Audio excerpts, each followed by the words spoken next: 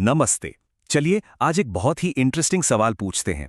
क्या हमारे आसपास की चीजें, ये पदार्थ वाकई में प्योर हैं? चलिए साइंस की नजर से इसका जवाब ढूंढते हैं। तो इस पूरे टॉपिक को समझने के लिए हम इन कुछ पॉइंट्स पर बात करेंगे। सबसे पहले प्योर का असली मतलब क्या है, फिर मिक्सचर्स के टाइप्स देखेंगे और आखिर में मैटर के सबसे फंडामेंटल फॉर्म्स को भी समझेंगे। अच्छा, एक बात सोचिए, हम सब दूध, घी या नमक के पैकेट पर प्योर लिखा देखते हैं, है ना? पर क्या इसका मतलब वही है जो एक साइंटिस्ट समझता है? शायद नहीं। तो चलिए सबसे पहले इसी कंफ्यूजन को क्लियर करते हैं। देखिए, हम जो रोज प्योर शब्द इस्तेमाल करते हैं और साइंस जिस प्योर की बात करता है, उसमें जमीन आसमान का फर्क है। देखिए, हमारे लिए प्योर का मतलब है जिसमें कोई मिलावट ना हो, सिंपल। लेकिन एक साइंटिस्ट के लिए प्योर सब्सटेंस वो है जिसके सारे पार्टिकल्स, मतलब सारे कण, केमिकली एग्जैक्टली एक जैसे हों। तो इस डेफिनेशन के हिसाब से दूध वो प्योर नहीं है। क्यों? क्योंकि उसमें तो पानी है, फैट है, प्रोटीन्स हैं, सब अलग अलग चीजें हैं। तो फिर सवाल उठता है कि दूध, हवा या मिट्टी, ये सब क्या है? साइंस की भाषा में ये सब है मिश्रण या मिक्सचर्स। असल में हमारे आसपास ज्यादातर चीजें मिक्सचर्स ही तो हैं, मतलब एक से ज्यादा प्योर सब्सटेंसेस से मिलकर बनी हुई। ओके, तो अब ये तो क्लियर हो गया कि ज्यादातर चीजें मिक्सचर्स हैं। तो अब जरा ये देखते हैं कि ये मिक्सचर्स भी कितने तरह के होते हैं। इनको हम बेसिकली दो टाइप्स में डिवाइड कर सकते हैं। एक होता है समांगी मिश्रण या होमोजीनियस मिक्सचर। इसमें सब कुछ एक दूसरे में इतना घुल मिल जाता है कि आप बता ही नहीं सकते कि क्या क्या मिला है। जैसे पानी में चीनी एक बार घुल गई तो बस घुल गई। और दूसरा होता है विषमांगी मिश्रण यानी हेट्रोजीनियस। इसमें चीजें अलग अलग दिखती हैं, जैसे पानी में तेल, तेल की बूंदें साफ तैरती रहती हैं, है ना?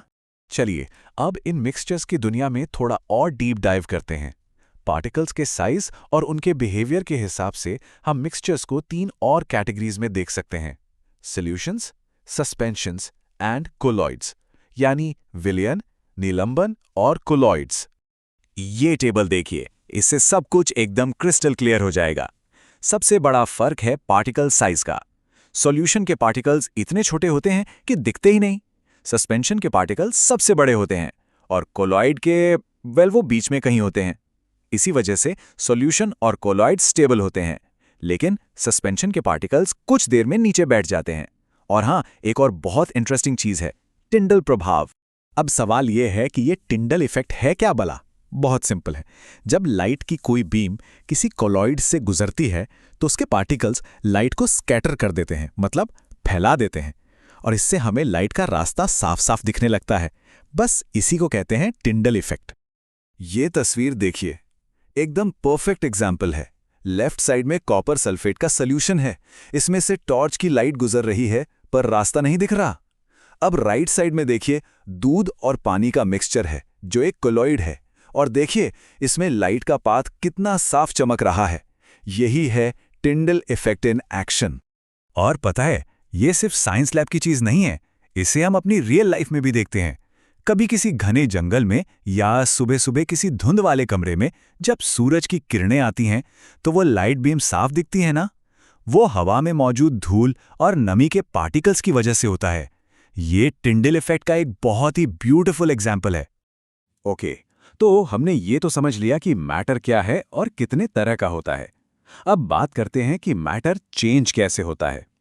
इसमें भी बेसिकली दो तरह के चेंजेस होते हैं, फिजिकल चेंज और केमिकल चेंज। फिजिकल चेंज में सिर्फ सब्सटेंस की शक्ल सूरत बदलती है, उसकी केमिकल आइडेंटिटी नहीं। जैसे बर्फ पिघलकर पानी बन गई। बर्फ भी H2O थी, पानी भी H2O है, राइट? लेकिन केमिकल चेंज में तो पूरी चीज ही बदल जाती है, एक नया सब्सटेंस बन जाता है। जैसे लकड़ी जली और राख बन गई। अब राख से वापस लकड़ी तो नहीं बना सकते। तो अब एक ट्रिकी सवाल, जरा सोचिए, मोमबत्ती का जलना ये फिजिकल चेंज है या केमिकल चेंज? और इसका जवाब है ये दोनों है। सरप्राइज, हाँ दोनों। देखिए, जो मोम पिघल रहा है वो तो फिजिकल चेंज है, वो पिघलकर भी मोम ही रहता है ना? लेकिन जो बत्ती जल रही है और जो मोम की भाप जलकर हमें लाइट और हीट दे रही है, वो एक केमिकल चेंज है। चलिए अब घूमकर वापस अपने प्योर सब्सटेंसेस पर आते हैं। हमने कहा था कि साइंस में प्योर का मतलब अलग है, तो ये साइंटिफिकली प्योर सब्सटेंसेस भी दो तरह के होते हैं। एक होते हैं तत्व या एलिमेंट्स, ये मैटर के सबसे बेसिक बिल्डिंग ब्लॉक्स हैं, जैसे सोना, लोहा, ऑक्सीजन। इनको आप और सिंपल चीज़ों में नहीं तोड़ सकते। और दूसरे होते हैं यौगिक या कंपाउंड्स। जब दो या दो से ज़्यादा एलिमेंट्स एक फिक्स्ड रेशियो में केमिकली जुड़ जाते हैं तो कंपाउंड बनता है। बेस्ट एग्जाम्पल, पानी H2O। इन एलिमेंट्स को भी हम आगे मेटल्स और नॉन मेटल्स में बांट सकते हैं। मेटल्स, जैसा कि हम जानते हैं, शाइनी होते हैं, हीट और इलेक्ट्रिसिटी के गुड कंडक्टर्स होते हैं, जैसे सोना, चांदी। और नॉन मेटल्स इसका उल्टा होते हैं, उनमें चमक नहीं होती और वो पुअर कंडक्टर्स होते हैं, जैसे हाइड्रोजन या कार्बन। और यहाँ एक इंटरेस्टिंग फैक्ट, ये जो एलिमेंट शब्द है ना, इसे सबसे पहले 1661 में रॉबर्ट बॉयल नाम के साइंटिस्ट ने इस्तेमाल किया था। सोचिए, साइंस के लिए ये कितना बड़ा मोमेंट रहा होगा। तो अगर हम सब कुछ समराइज करें तो पिक्चर कुछ ऐसी बनती है। मैटर को हम दो हिस्सों में बांटते हैं, प्योर सब्सटेंसेस और मिक्सचर्स। फिर प्योर सब्सटेंसेस के दो बच्चे हैं, एलिमेंट्स और कंपाउंड्स। और मिक्सचर्स के भी दो टाइप हैं, होमोजीनियस और हेट्रोजीनियस। सिंपल। तो अब जब हम साइंस की नज़र से प्योर और इम्प्योर का मतलब समझ चुके हैं, तो एक आखिरी सवाल। जरा अपने आसपास देखिए और सोचिए, वो कौन सा इम्प्योर सब्सटेंस यानी मिक्सचर है जो हमारे लिए सबसे ज्यादा जरूरी है? शायद इतना जरूरी कि उसके बिना हम जिंदा ही नहीं रह सकते। हवा या कुछ और? इस पर सोचिएगा जरूर।